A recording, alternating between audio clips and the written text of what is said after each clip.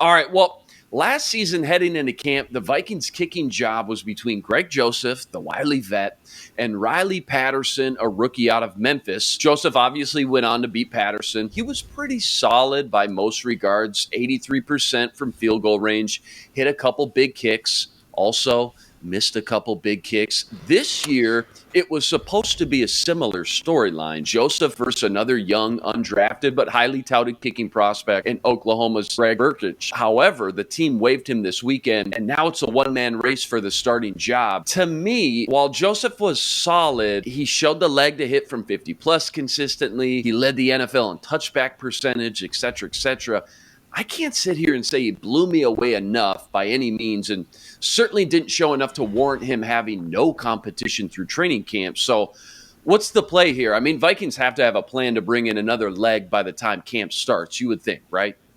Yeah, I mean, their special teams coach talked about how, there's going to be competition all over the Mm-hmm. the field when it comes to that special teams unit, and Greg Joseph is no different.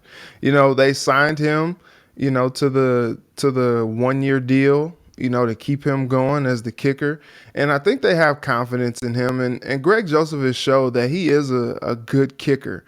Beyond 50 yards, the dude is money. You know Yep. what I mean? Like, but then when it comes to some of those easier or some of those more makeable kicks, I think sometimes he might get in his head a little bit about making those. But we've seen him make some big kicks. I'm thinking about that game against the Lions at home. Mm-hmm. He made the big kick. I think it's just interesting because kickers are interesting guys, man. Like, they kind of have to clear their mind out. They're almost like, Like a golfer or something. Like it's almost yeah, mental, you know? I mean, yeah. it's It's just mental, like right? they have to take themselves to a different place. Like, they're almost like they have to be like an assassin. You know what I Right. mean? Like, Mm-hmm. like someone that just goes to an unconscious place Mm-hmm. and just does their thing. I think, Justin Tucker is one of the best examples of guys that just block out the noise, go out there and kick, and just do it day in and day out. I mean, Tucker beat the Vikings last season like it was nothing. And it was so anticlimactic when he did it as well. Minnesota fans were just like, man, why can't we get a guy like that? And you're just like, yeah, you did. He's Well, you in Las had one. Vegas right now. Right. And so it's interesting that they have to have some level of patience with these kickers as well to allow them to just kind of work it out. And it's just so funny. Like, I think Mike Zimmer kind of learned his lesson with, having too quick of a hook with Carlson.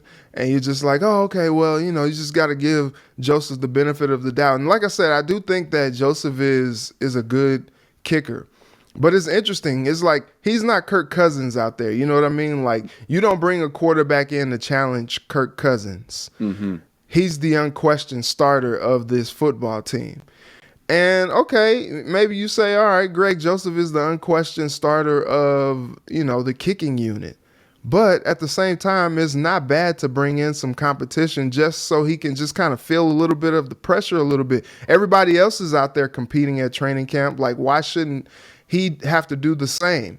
Because if you're a little lax, if you're too, just comfortable back there, it Right. could be an issue where, maybe you're not taking it as seriously. And look, he's a professional, so you don't expect that to be the case. But, having a little competition, having a little fire underneath you, having, a little extra motivation is never a bad thing for a kicker, I feel like. Yeah, hey, iron sharpens iron. I mean, that competition brings out the best in everyone. Joseph struggled out the gate last year, and you're thinking, oh no, here we go again. Another Yeah. lost season because of kicking woes. But he did end up bouncing back and finishing strong again. Led the Hmm. NFL in touchback percentage, as mentioned, and just kind of got better as the season went on. They go on to give him a 1 year tender, as you mentioned, worth 2.4 million. So, I mean, Hmm. not breaking the bank, but for a kicker, I mean, no joke. Not bad. Yeah. Shows commitment. Having said all that, you still got to believe someone else will be brought into the mix just to breathe down his neck a little bit at minimum. And again, bring out the best in all parties involved. All right, CBS Sports highlighted one under the radar player for every NFC team. And for the Vikings, It was sophomore guard Wyatt Davis, who was buried on Mike Zimmer's depth chart, never saw the field. Even in a pinch, it was Kyle Hinton who took first-team reps over Davis, a big surprise to a lot of people. But Wyatt was highly touted out of Ohio State. I mean, what more can you say? With a fresh regime and coaching staff, could make some noise and shake things up in this often talked about right guard battle as really the one and only starting position left to see who comes out on top. You know what's interesting is Mike Zimmer was not all that partial to young guys. Yeah. Like, so that didn't really fare well, even though he was a top, third round pick. Yep. Like, I think what's interesting is, this coaching staff and this new regime has come in and really kind of made it to where it's like, look, they don't think that the roster was the problem per se. They just felt like maybe there needs to be a new voice coming in to motivate them a little bit differently, to get a little bit more out of them. And, Wyatt Davis coming into another season, he's got NFL experience under his belt. He knows how, to go through an NFL season now. And, I'm looking at some of the roster here. When it comes to guard, you had Ezra Cleveland, who played a considerable amount last year. And then you got Hinton, as you mentioned. You drafted Ed Ingram this year. And then you got Udoh, and you signed Austin Schlottman, who is kind of like a swing center guard. And so now you have to figure out, who's your best guy. When Kevin O'Connell took the job, he was asked about the offensive line, and he said that the offensive line was a position that really intrigued him and was, as he said, one of the biggest reasons that excited him about coming and taking over this offense. And so now you have a chance to breed a little bit of competition there. And coaches love that, especially with the new coaching staff and a new regime. Like, there are not very many positions that are like set in stone. You think about the cornerback spot. You're going to probably put Patrick Peterson out there, Eric Kendricks, Jordan Hicks, Daniil, Zadarius. Nobody's really touching JJ, Thielen, Dalvin Cook, KJ Osborne, Kirk Cousins. Like, nobody is really touching those guys. But some of those places where you have a chance to have a little bit of competition there just to see who's going to win out more, like, you would put Wyatt Davis up in there, you know what I mean, to see what he can do and to see how he responds to some competition that he probably really hasn't seen since his Ohio State days. And so you draft a guy in the third round because you think he has some potential.